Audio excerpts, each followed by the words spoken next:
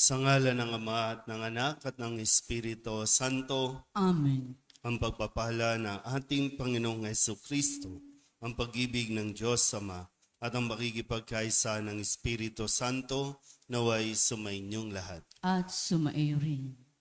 Mga kapatid, tinipon tayo bilang mga kaanib na angkan ng Diyos, kaya dumulog tayo sa maawaing Panginoong nagpapatawad ng lubos. Sinugong tagapagpagaling sa mga nagsisisi, Panginoon, kaawaan mo kami. Panginoon, kaawaan mo kami. Dumating na tagapag-anyaya, mga makasalanay magsisi, Kristo, kaawaan mo kami. Kristo, kaawaan mo kami.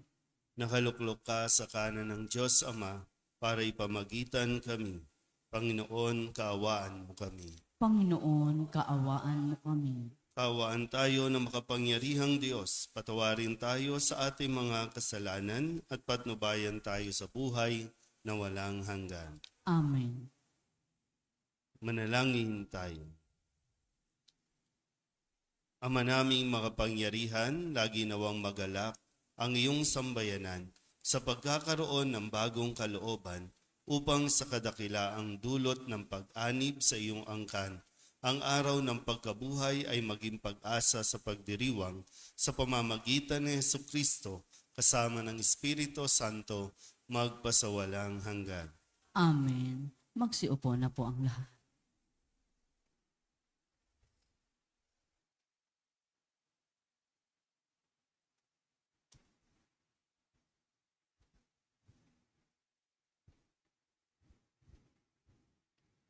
Pagbasa mula sa mga gawa ng mga apostol.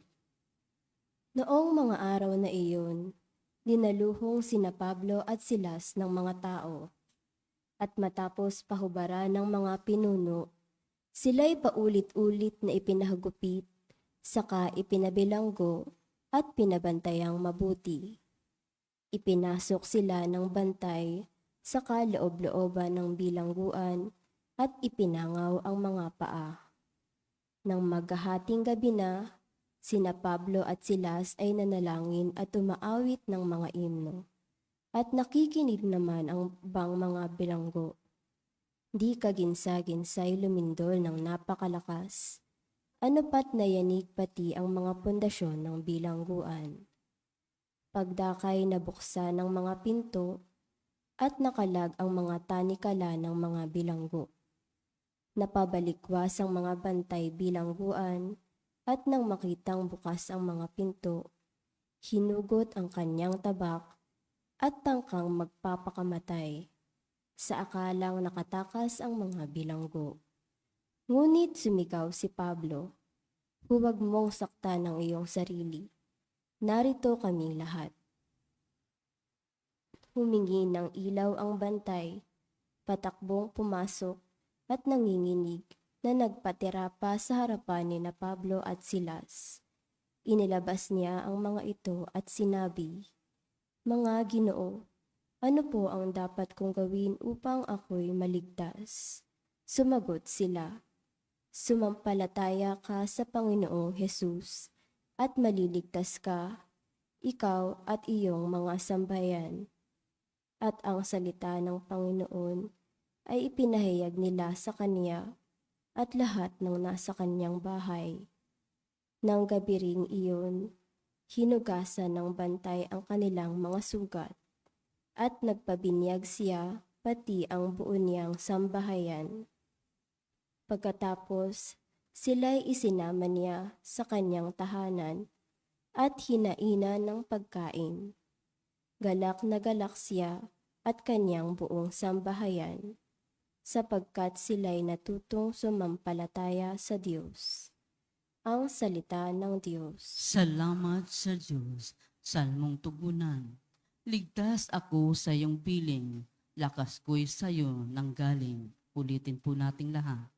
Ligtas ako sa iyong piling, lakas ko'y sa iyo nanggaling. Ako, poon, buong pusong aawit ng pasalamat. Sa harap ng mga anghel, pupurihin kitang ganap. Sa harap ng iyong templo, ay yuyuko at gagalang. Pupurihin kita roon, pupurihin ang iyong ngalang. Tugon, Ligtas ako sa iyong piling, lakas ko'y sa iyo nang galing. dahilan sa pag-ibig mo at sa iyong katapatan.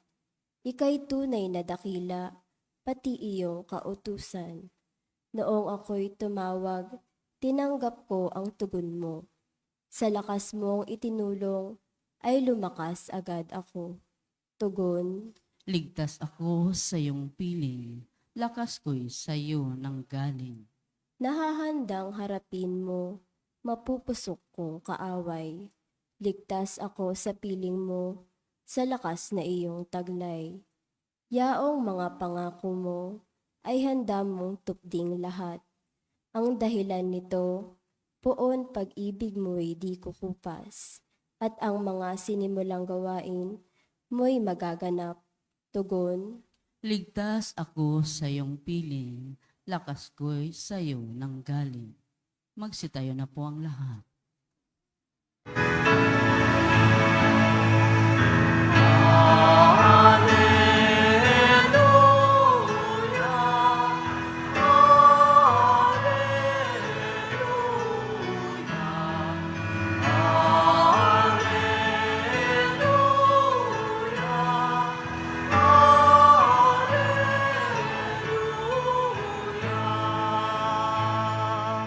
Sumainyo ang Panginoon. At sumaiyo rin. Ang mabuting balita ng Panginoon ayon kay San Juan. Papuri sa iyo, Panginoon. Noong panahong iyon, sinabi ni Jesus sa kanyang mga alagad, Ngayoy, paroroon na ako sa nagsugo sa akin. Wala isa man sa inyong nagtatanong sa akin kung saan ako pupunta. At ngayong sabihin ko sa inyo, natigib kayo ng kalungkutan. Ngunit dapat ninyong malaman ang katotohanan. Ang pag-alis ko'y sa ikabubuti ninyo, sapagkat hindi paparito sa inyo ang patnubay kung hindi ako aalis. Ngunit kung aalis ako, susuguin ko siya sa inyo. Pagdating niya ay kanyang patutunayan sa mga tao sa sanlibutan na mali ang pagkakilala nila sa kasalanan at ipakikilala niya kung ano ang matuwid at kung ano ang kahatulan. Mali sila tungkol sa kasalanan sapagkat hindi sila nanalig sa akin. Tungkol sa matuwid, sapagkat ako'y paroroon sa Ama at hindi na ninyo makikita. Tungkol sa kahatulan, sapagkat tinatulan na ang pinuno ng sanlibutan ito. Ang mabuting balita ng Panginoon. Pinupuri ka namin, Panginoong Hesukristo. Magsiupo na po ang lahat. Isang magandang umaga po sa inyong lahat. Ngayon po ay Martes sa ika-6 na linggo ng Pasko ng Pagkabuhay at nalalapit na tayo sa pagtatapos ng season of Easter at sa linggo ay ang pagdiriwang na ng kanyang pag-akyat sa langit. So mayroon na lamang ilang araw. Ilan? Bilang 4 days. 5 araw. 5 araw na lang, no? At kung sakasakali po, halimbawa lang, kung meron kayong 5 araw na natitira sa mundong ito, ano ang gagawin ninyo? Mga sasabihin, halimbawa lang po, no? Hindi ko naman pinagdarasal na sa linggo mamatay na tayong lahat, no? Kasi pag namatay naman tayo, sigurado ba tayong paakyat tayo sa langit o pababa? Yan. Pero may pagkakataon. Ngayon, kung sakasakali lang, mayroon ka na lang 5 araw na natitira sa mundong ito, paano mo ito i-spend? Paano mo ito isasabuhay? Ano ang gagawin mo sa nalalabi mong 5 araw? Isip mabuti, no? Kasi isa yan sa realidad, no? Maging si Jesus, ha? Maging si Jesus, natapos ang kanyang oras dito sa mundong ito. Kaya nga namamaalam na si Jesus, sabi, aalis na ako, pupunta na ako sa aking Ama. kadalasan lang, siyempre, yung mga alagad nalulungkot, no? Kasi ayaw nila. At ito yung isa sa ayaw nating nangyayari sa buhay natin, yung paghihiwalay. Hindi ko alam kung ano yung dahilan ng iba kung bakit ayaw nilang payagang mawala ang isang tao. May mga dahilan na ayaw nilang umalis ang isang tao kasi yun yung sinasandalan nila. Pag nawala siya, paano na tayo? Laging ganun ang dialogue natin. Paano na tayo? Pag umalis siya. Meron naman, siyempre, no, ayaw dahil nga, siyempre, pag mahal mo, gusto mo makasama lagi. Araw-araw, nandiyan siya. Pero alin nga ba yung mas nangingibabaw? Bakit ayaw natin mawala ang isang tao? O umalis man lang?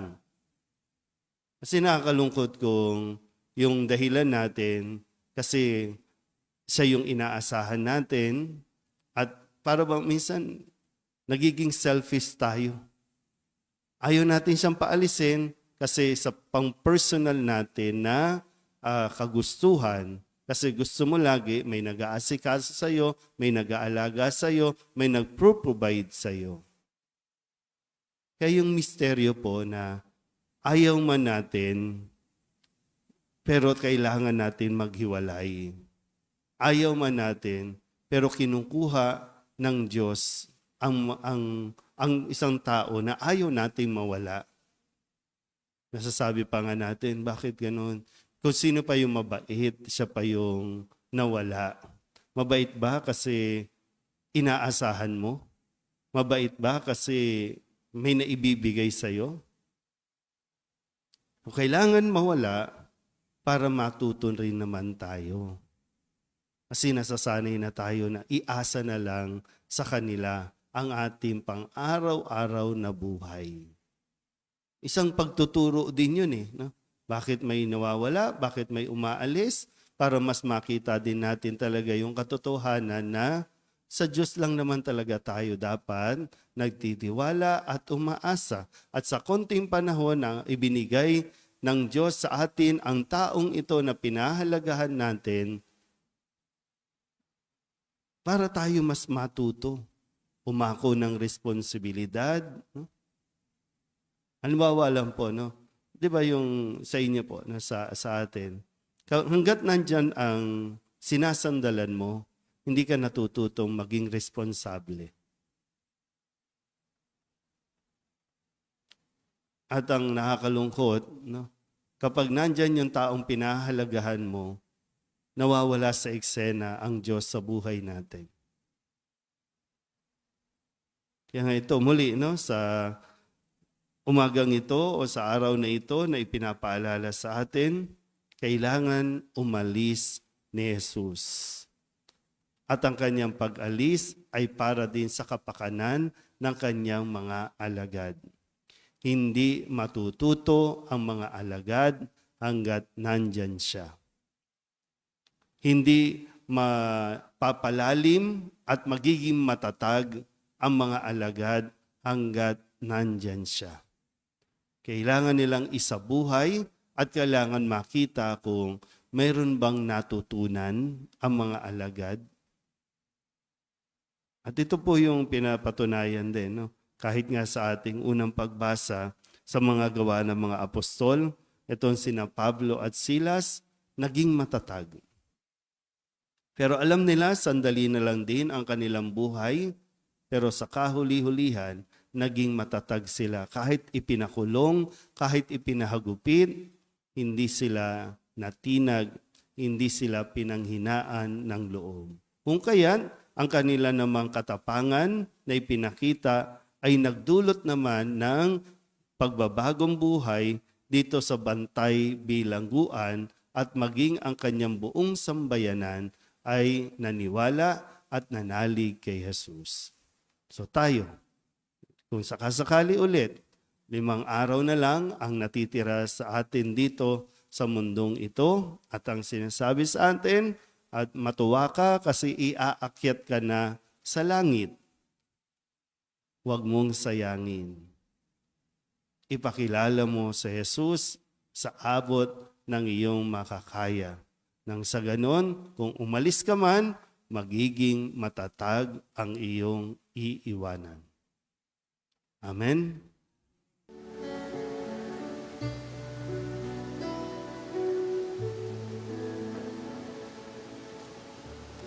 Panginoon, aming alay, itong alak at tinapay sa altar mo.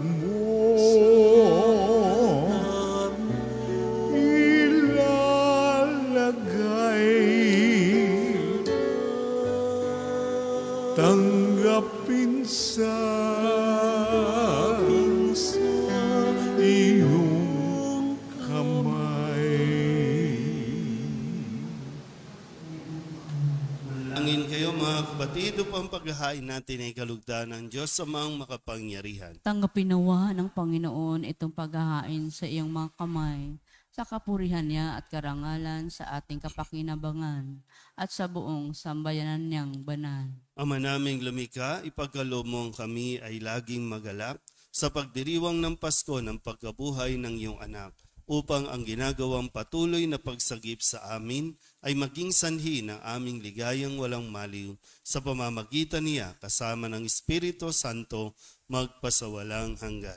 Amen. Sumainyo ang Panginoon. At sumaiyo rin. Itaas sa Diyos ang inyong puso at diwa. Itinaas na namin sa Panginoon. Pasalamatan natin ang Panginoong ating Diyos. Marapat na siya ay pasalamatan. Ama naming makapangyarihan, tunay nga marapat na ikaw ay aming pasalamatan. Ngayong ipinagdiriwang ang paghahain ng Mesiyas, ang maamong tupa na tumubos sa aming lahat. Ang katawan ng anak mong sa krus ng bayubay ay handog ng pag-ibig na walang kapantay. Ito ang paghahaing ganap mong kinalugdan. Ito ang nilunggati ng dating pag-aalay. Ang buong sarili ng anak mong si Jesus ay inihain sa iyo upang kami matubos. Siya ang dambana at paring naghahandog. Siya pa rin ang tupang handog na ibinukod. Kaya kaysa ng mga anghel na nagsisiawit ng papuri sa iyo, na walang humpay sa kalangitan, kami nagbubunyi sa iyong kadakilaan.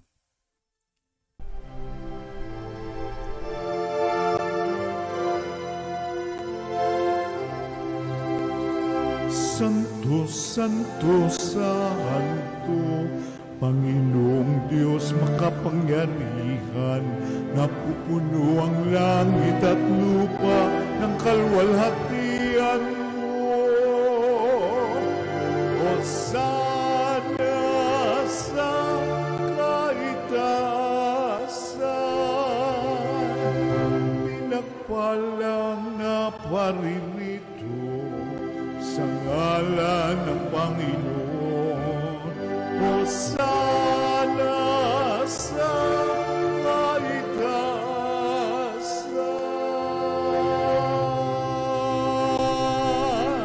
Aming banal, ikaw ang bukal ng tanang kabanalan.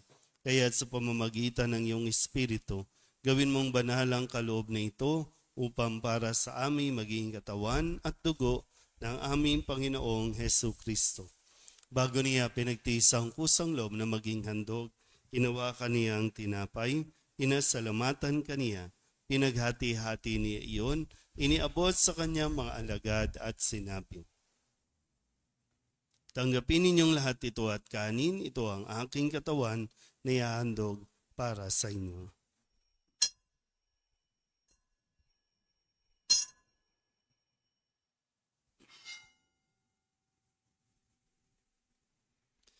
Gayun din naman nang matapos ang hapunan, hinawakan niya ang kalis, muli kaniyang pinasalamatan. Iniabot niya ang kalis sa kanyang mga alagad at sinabi, tanggapin ninyong lahat ito at inumin. Ito ang kalis ng aking dugo, ng bago at walang hanggan tipan. Ang aking dugo na ibubuhos para sa inyo at para sa lahat, sa ikapagpapatawad ng mga kasalanan. Gawin ninyo ito sa pag-alaala sa akin.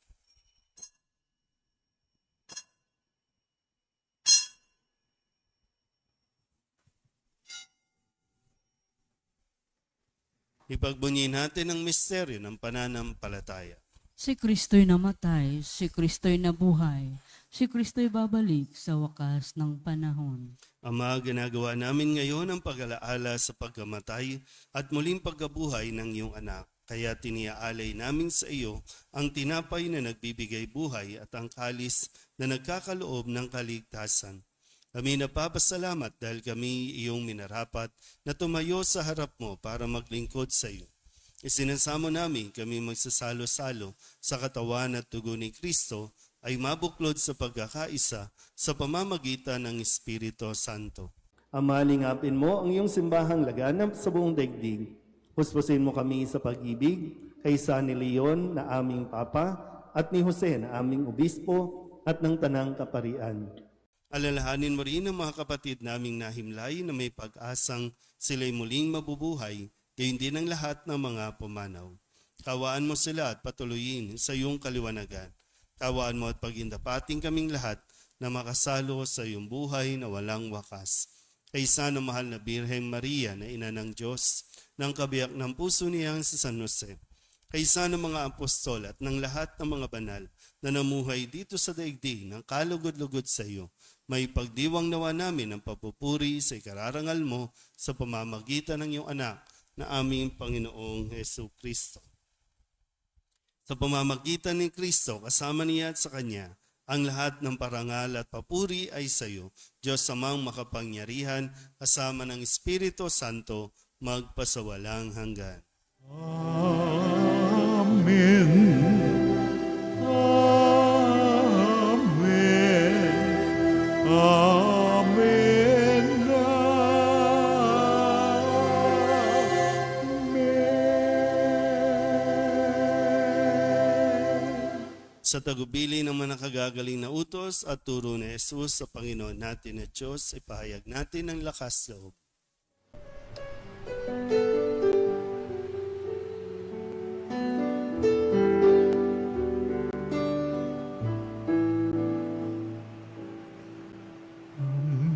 Namin sumasalang ka, sambahin ang ngalan mo, mapasamin ang kaharian mo, sundin ang loob mo. Dito sa lupa para nang sa langit, bigyan mo po kami ngayon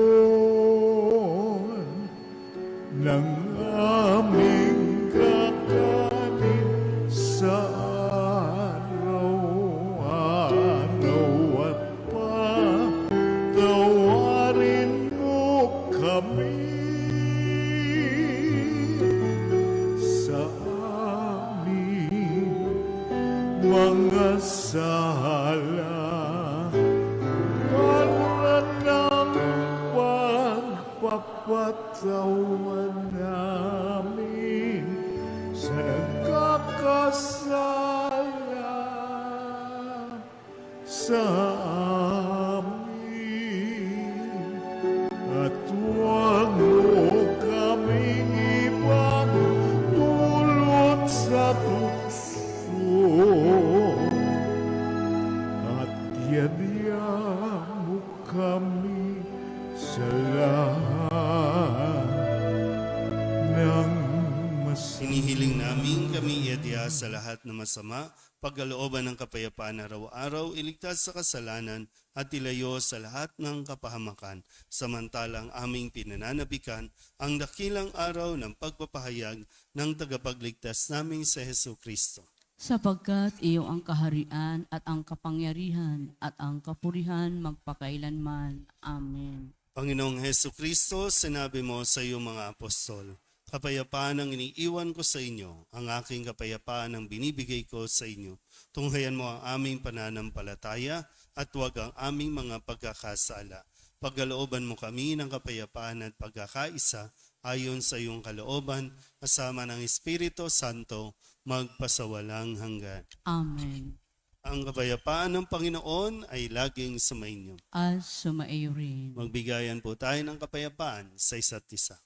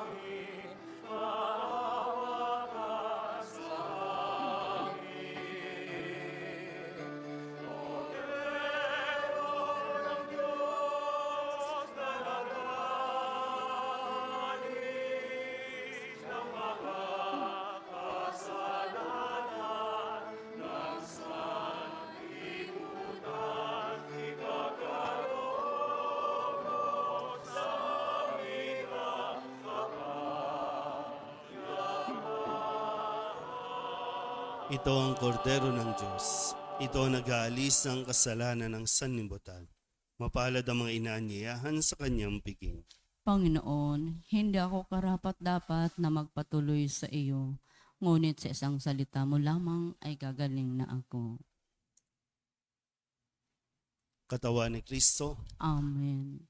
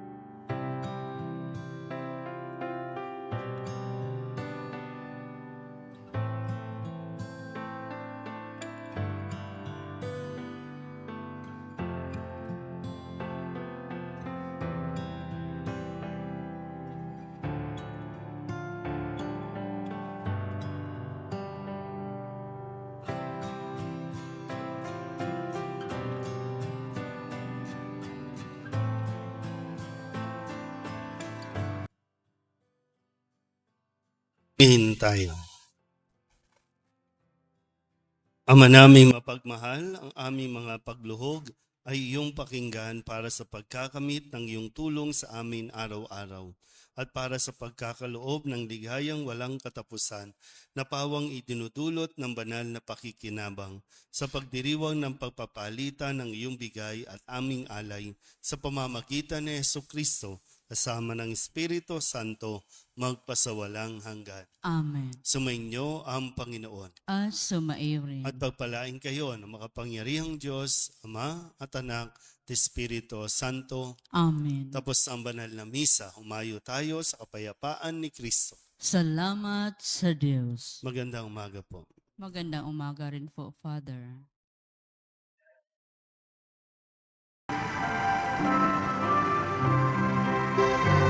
Nuestro Padre Jesus Nazareno, sinasamba ka namin, pinipintungo ka namin, aral mo ang aming buhay at kaligtasan. Nuestro Padre Jesus Nazareno, iligtas mo kami sa kasalanan. Ang krus mong kinamatayan ay sagisag ng aming kaligtasan. Nuestro Padre Jesus Nazareno, dinarangal ka na amin. Nuestro Padre Jesus Nazareno, nilulwalhati ka namin. Nuestro Padre Jesus Nazareno, dinarangal ka na amin. Nuestro Padre Jesus Nazareno, nilulwalhati ka namin.